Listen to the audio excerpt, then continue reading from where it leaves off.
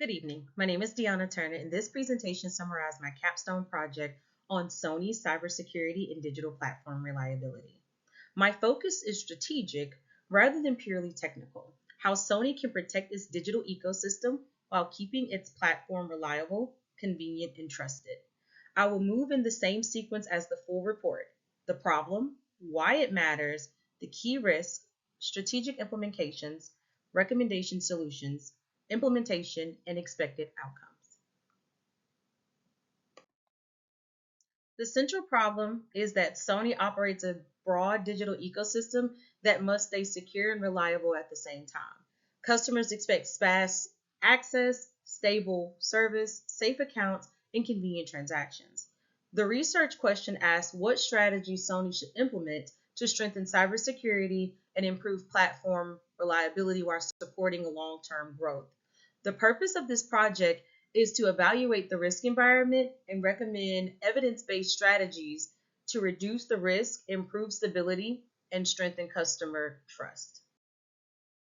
This project matters because cybersecurity and reliability directly affect customer experience, revenue, legal exposure, and brand trust.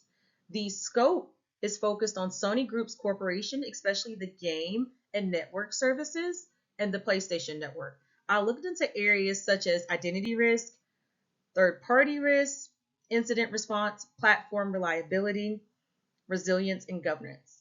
The method was a qualitative secondary research using the public Sony documents, NIST guidance, cybersecurity studies, and industry research.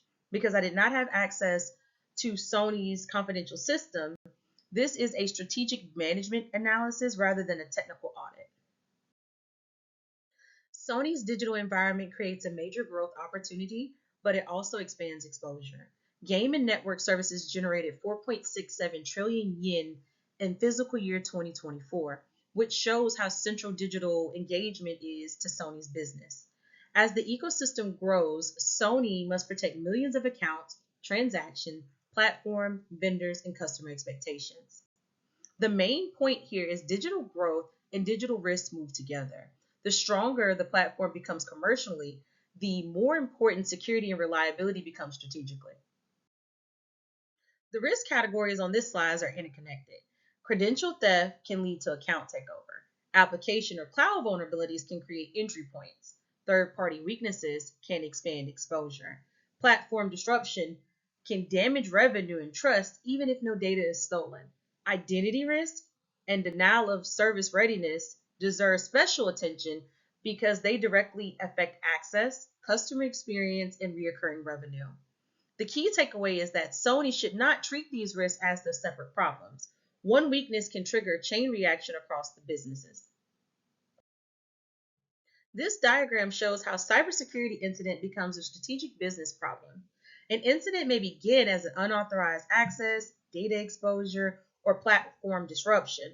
From there, the impact can spread to a response cost, legal costs, lost transactions, customer support pressure, reputation damage, regulatory consequences. Even a short outage can affect an engagement and trust. This is why cybersecurity should not be viewed as only as an IT issue. It can quickly become an operational, financial, legal, and competitive issues. Cybersecurity performance depends on coordinated ownership across the organization. Operations must understand service continuity and recovery priorities. Finance evaluates investment and cost of downtime. Marketing and customer experience teams must protect trust through clear communication. Human resources supports training and accountability. Legal and compliance manages for privacy and reporting obligations. Procurement and leadership controls vendor risk and enterprise level decision. The core point is cybersecurity is a shared business capability, not a technical department responsibility. The SWOT analysis shows Sony is not starting from zero. The company has strength in security leadership, board oversight, technical talent, financial capacity, and an established brand. However, weaknesses include a large attack surface and difficulty maintaining consistency across segments and technology. Opportunities include using the NIST CSF 2.0, expanding zero trust, improving analytics and animation, and strengthening resilience. The major threats include ransomware, credential theft, denial of service attacks, third party compromise, regulatory pressure, and customer. No single solution solves the problem. NIST CSF 2.0 provides structure and common language, but it requires follow through.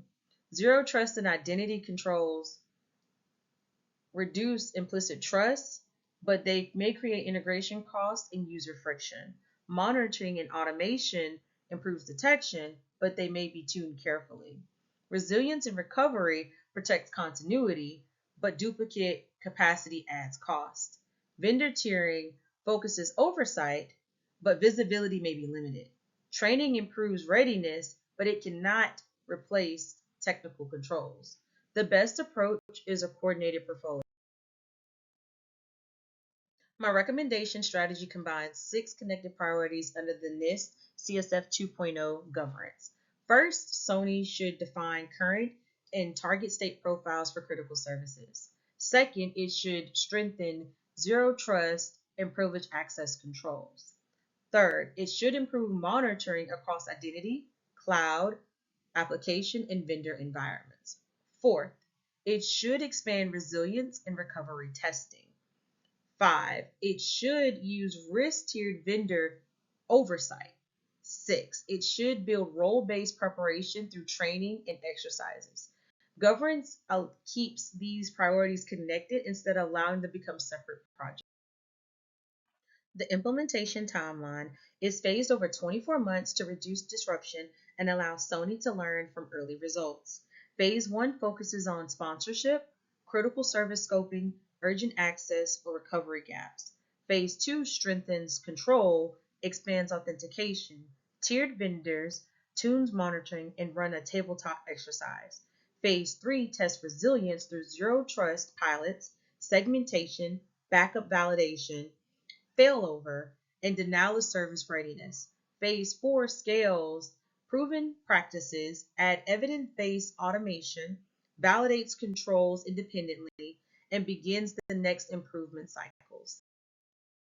The performance measures focus on business impact rather than activity volume. Sony should track identity and access outcomes, detection and response speed, reliability and recovery performance, third-party risk, workplace readiness, governance follow-through, and customer or financial impact. Before setting aggressive targets, the company should establish baselines. Each metric should have an owner, a data source, and a reporting schedule, and a management decision connected to it. The expected outcome are fewer preventable compromises, faster containment, less disruption, faster recovery confidence, better vendor visibility, and greater customer. To answer the research question directly, Sony should implement an integrated enterprise strategy organized through NIST CSF 2.0 and supported by identity protection, monitoring resilience, incident awareness, third-party risk management, and workforce preparation. The risks are interconnected, but Sony has a strong foundation to build from. The strategy must balance security, usability, cost, reliability, and speed. Ultimately, cybersecurity supports customer value because secure systems and reliable platforms protect trust, revenue, resilience, and long-term growth. This slide lists first part of the references in APA 7th edition format. These sources support the discussion of breach of cost, incident response, game market trends, the NIST cybersecurity framework, entertainment, and media industry trends. This slide continues the APA 7th edition reference list. The sources support the Zero Trust recommendation and the Sony specific financial, governance, and risk context used throughout the presentation. This concludes my capstone presentation. Thank you for taking the time to listen, and I hope you have a wonderful day.